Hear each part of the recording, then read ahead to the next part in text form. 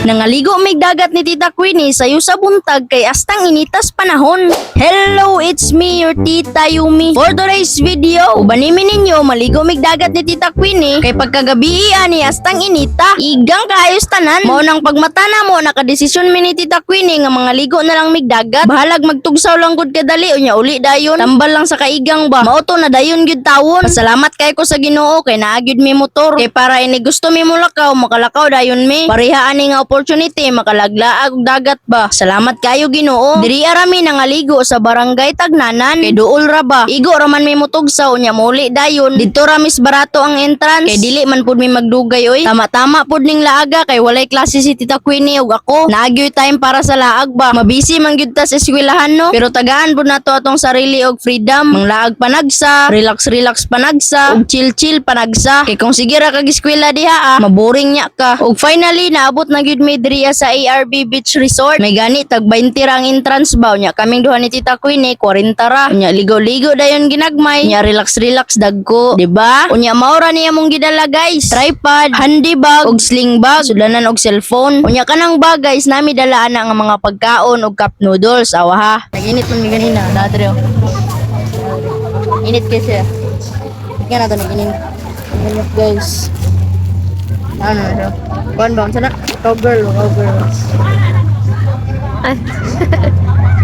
Dapat yung layon. Ah. Init na siya ganda. Dili ko ha? Up. Mana? Tara. Kuha na. Okay. Tara. Sa isa dapat mo kay para mabusok ang duha ka. Mo ni mga cowgirl na ning pa ka. Najay dalon ba? Kaya kung hindi mo magdala, ukmon mo. Ya, gusto ko dala akong palit kayo. Mahalon mo yan.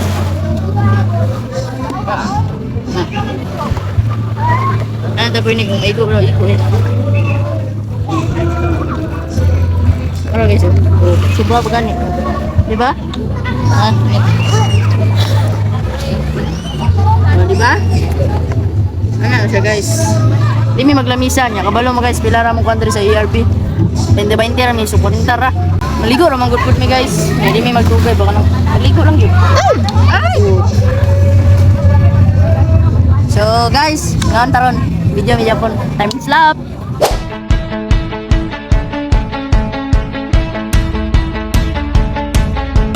Pag umikot ang mundo, nagkakayan natin to. Sa simula ikaw at ako, labong silangan, maging lahat ng tayo. Okay guys, maligo na may taod-taod. Pag humanog, kaon ito pininyo, pahuway gamay kay init ba na no. So, pahuway ta gamay din, maligo ta. Let's go! So guys, butangan na lang si Tita Queenie o keratin guys. Ibandod pa ni siya, maligo sa dagat.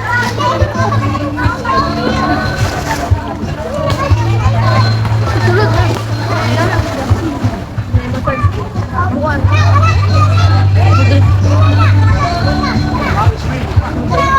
Gibut nga natog kirati ng iyang buhok guys. Kay rebanded man gud na siya. Pero kay pila naman kabuan ang ning labay, pwede na siya maligo og dagat. Pero kailangan jud siya but nga og keratin or vitres or cream silk. Kay para dili mo balik iyang buhok og kulot. Og syempre dili pud ta palupig diraa. Bisan dili ta rebanded, nagbutang pud ta keratin. Kay para inighuman og ligo natog dagat, pwede ra dili mamanlaw. Kay shiny na ang buhok dili gahi ba. After na mo nagbutang sa mo ang mga buhok, ning diretso na dayon mi og ligo kay kaligoon na gyud din tawon mi. Unya after 30 minutes na mo og sige og tabi og gifil gid na mo ang dagat aw nahuman ra pod dayon mi pila ray pagtugsaw-tugsaw oy tambal ra jud sa kaigang og kainit unya gimingaw na pod mi og ligo og dagat mao nang naligo gid mi. Bye guys, manguli na mi mao ra to nagligo lang mi kadali manguli na mi. Bye.